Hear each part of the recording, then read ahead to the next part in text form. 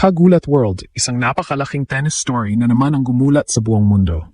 Sa dami ng mga inaabangang laban bago ang Wimbledon, kakaiba ang eksenang ibinigay ni na Alexandra Ayala at Venus Williams sa doubles draw ng Bad Homburg Open. Marami ang nagtaka ng unang ianunsyo ang kanilang partnership.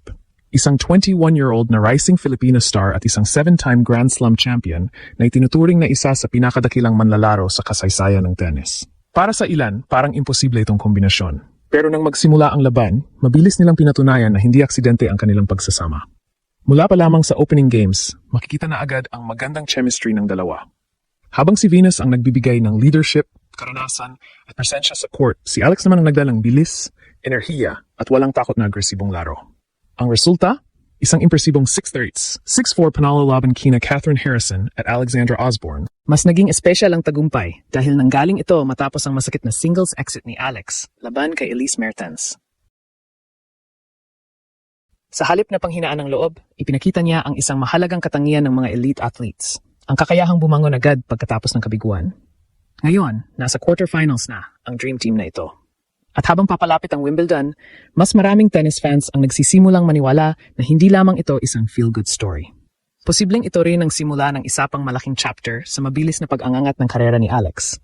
At hindi pa tapos ang mga sorpresa ni Alex. At kung may isang kwento na tunay na nagbigay ng excitement sa tennis world ngayong linggo, ito ay ang hindi inaasahang pagsasama ni na Alex at Venus Williams sa doubles competition ng Bad Homburg Open.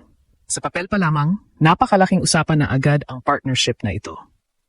Si Alex ay isa sa pinakamabilis na umaangat na tennis star sa mundo. Galing siya sa isang napakagandang grass court campaign kung saan nakapagpakita siya ng world-class tennis laban sa ilan sa pinakamahuhusay na manlalaro sa tour.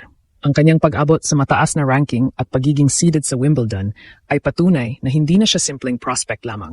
Isa na siyang lehitimong banta laban sa mga top players. Samantala, si Venus Williams ay hindi na kailangang ipakilala pa. Sa loob ng mahigit 2 dekada, naging simbolo siya ng excellence, professionalism, at dominance sa tennis. Ang kanyang mga tagumpay sa Grand Slams, lalo na sa damuhan ng Wimbledon, ay naging inspirasyon sa ilang henerasyon ng mga atleta sa buong mundo. Kaya nang ianunsyo ang kanilang partnership, agad itong naging headline sa iba't ibang tennis communities.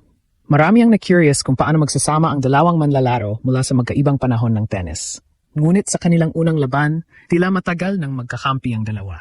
Mula sa simula ng unang set, malinaw na may magandang balanse ang kanilang laro. Si Venus ang nagsisilbing stabilizing force sa net, habang si Alex naman ang gumagawa ng maraming agresibong plays mula sa baseline. Ang kombinasyon ng karanasan at kabataan ay naging malaking problema para kina Catherine Harrison at Alexandra Osborne. Nang makakuha sila ng maagang break sa unang set, hindi na nila binitawan ang momentum.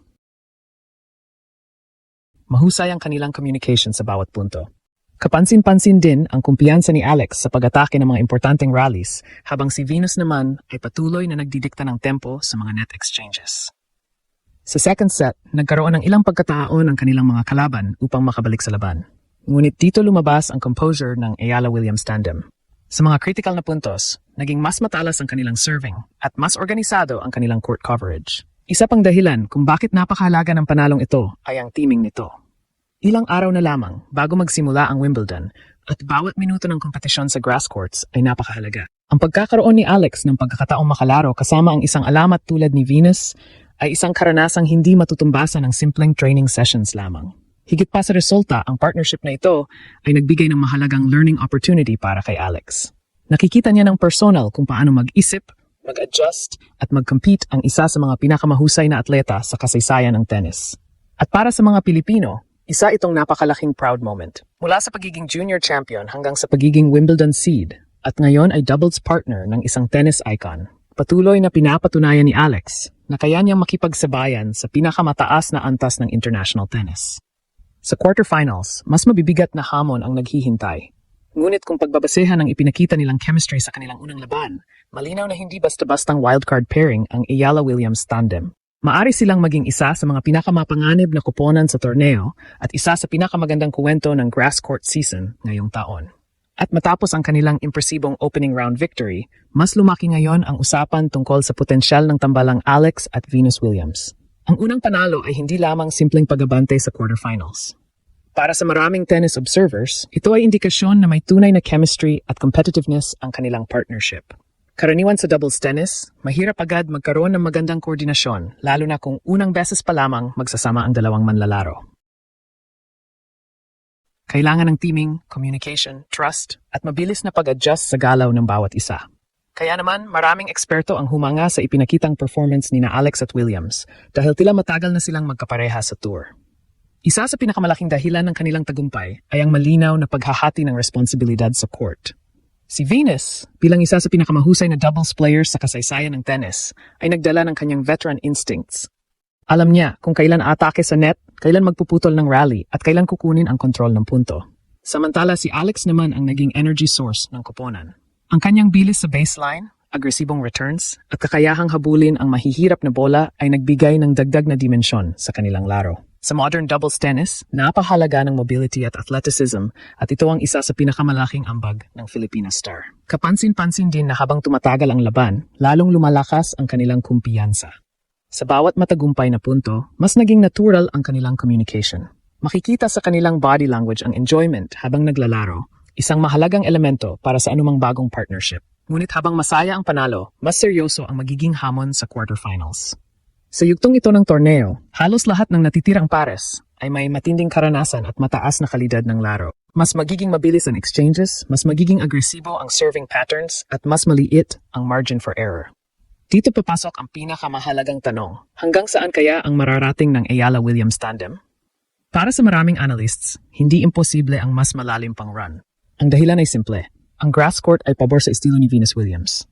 Kahit lumipas na ang maraming taon mula sa kanyang prime, nananatili pa rin ang kanyang natural instincts sa ibabaw ng damuhan. Alam niya kung paano gamitin ang mabilis na kondisyon ng court upang makakuha ng advantage laban sa mga kalaban. Para naman kay Alex, ang nakaraang ilang linggo ay nagsilbing patunay na komportable na siya sa grass courts. Ang kanyang mga tagumpay laban sa matataas na ranked players sa grass season ay nagpakita na kaya niyang makipagsabayan sa pinakamahusay sa ibabaw ng damuhan. Isa pang mahalagang aspeto ng partnership na ito ay ang mentorship factor. Hindi araw-araw nagkakaroon ng pagkakataon ang isang batang manlalaro na makalaro at makasama sa kompetisyon ang isang living legend tulad ni Venus Williams. Bawat practice session, bawat strategy discussion, at bawat match situation ay nagiging mahalagang learning experience para kay Alex. Sa maraming pagkakataon sa sports, ang ganitong uri ng exposure ay may pangmatagalang epekto sa development ng isang atleta. Maaring hindi ito agad makita sa scoreboards o rankings, ngunit ang confidence, maturity, at decision-making na natutunan mula sa ganitong karanasan ay madalas nagiging pundasyon ng mas malalaking tagumpay sa hinaharap. Para naman sa Philippine tennis, napakalaki ng simbolismo ng partnership na ito. Sa loob ng maraming taon, bihira nating makita ang isang Pilipinong atleta na nagiging sentro ng usapan sa pinakamalalaking tennis tournaments sa mundo.